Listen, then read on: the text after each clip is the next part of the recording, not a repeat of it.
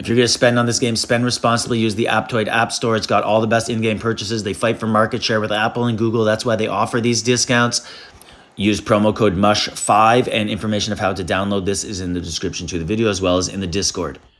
Hey everyone, welcome back to Legend of Mushrooms with Genghis. So the event is over. Now we sit here with a lucky spinner, and on this lucky spinner you can swap this out. Blue Ox is for warriors. The rest of this stuff is kind of like, if you don't have an artifact, then it's okay if you saved up to get one. White Tiger, kind of like a weaker Blue Ox. Blue Ox is really where it's at on this thing if you missed out and you are a warrior. Now, reason I'm talking about Lucky Spinner is because we got images of the next event. It's in our Discord. If you want to join the Discord, link to do so is in the description to the video. But in the Lucky Spinner, in the next event, this is going to be huge. So you're going to want this if you missed out. So if you haven't decided to use your tokens yet on this spinner, save them if you're missing these. So Eye of the Raven is coming out on the next spinner. This is an absolute, basically a must-have for all classes. It just gives you such a wide variety of options when playing. So as you can see, it casts an extra skill at random every 20 seconds, but also right at the start of the battle, actually 2 seconds after. So if you're starting the battle, it's really good. If you're on defense, it doesn't help you as much because they might get their blitz out. But for offensive attacks, this thing is really good. And then on the mount side, it's going to re-offer the dragon. And why is the dragon really, really important? Because the dragon gives you special stuff in the parking. Basically, you can get some ring fragments, and you can't get them very often. You can't get them in very many places. So another thing that we have here in the leak is, let's look at it. So it's going to be Olympic themed. And up here at the top, it says sports drinks. That's just going to be the little tokens you get when you go into the shop. And really, that doesn't mean anything. It's just the name that they're giving it. But as you can see here, prize selection unlocks after you draw your first mount. You can select Holy Dragon or Eye of the Raven. And then also Red Soul Selection 2. So that's something, you know, I love Red Soul 2s. I know when I was first starting out, I forego getting one of the mounts. It wasn't an ideal one. I didn't like it. And I grabbed 3 or 4 Red Soul 2s. And no looking back since. Really, really happy being able to fuse all my souls. Now, let's look at other stuff that are in here. Let's look at the pictures. So this one looks like pigeon shooting, or not pigeon shooting. What's it called when the disc goes in the air and the gun shoots it?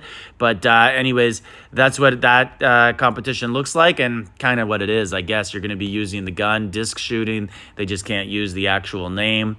So there's going to be other options. Go to the event here.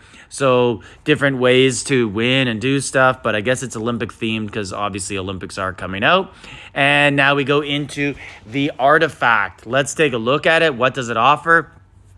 So after the battle starts, summon an invincible torchbearer immune to all damage that exists for 1 second. So you're going to get 1 second that gives you immunity to all damage. After it disappears, gain 2% final crit damage, 3% final skill damage, and 4% final crit damage until the end of the battle. That's pretty strong, because most things only last for like 5 or 10 seconds, or they build up. This one just starts at its final level. 8 seconds into the battle, summon a second invincible torchbearer, immune to all damage, that exists for 5 seconds. So you're going to be picking up a character, basically a clone, and it can't be injured. And after it disappears, gain 6% attack speed, 7% pal attack speed until the battle ends. That's pretty strong, especially if you're going to be an archer and be even faster, or if you're anybody, right? As long as you're against someone who doesn't have it, you have a big advantage. Wow, this might be better than Eye of the Raven. I'm going to have to look at it and figure it out. After it disappears, gain 9% and 10% defense. Wow. Okay, so you guys can read the rest. That seems really good. Mount, Storm Rider. Increase damage resistance by 1% and shorten the duration of control effects by 2%. Yeah, okay. It's okay. There's better mounts so far, though, I think. Let's see what else. First time HP drops below 80, increased damage resistance. Okay, I personally don't like stuff like this. I just don't like stuff that's dependent on your HP dropping. Some people do. For me, I prefer different mounts, but that artifact seems really, really good. As always, the costume becomes global HP 1%.